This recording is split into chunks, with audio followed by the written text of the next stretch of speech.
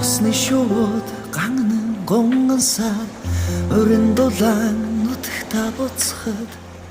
очрол толцсон миний сэтгэл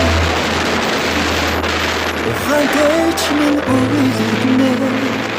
намрын хонгор сайлагч намайг төлөөлж ээжид минь очоод зүн бэлгийн мэндийг хүргээд зуучиж өгнө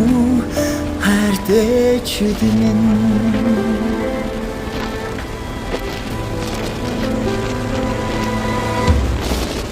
сэтгэл хөглөх энхэн дуугаар сэвшин үлээх салхиар хөдөлгөө их нутгийн минь талаар ирчдээд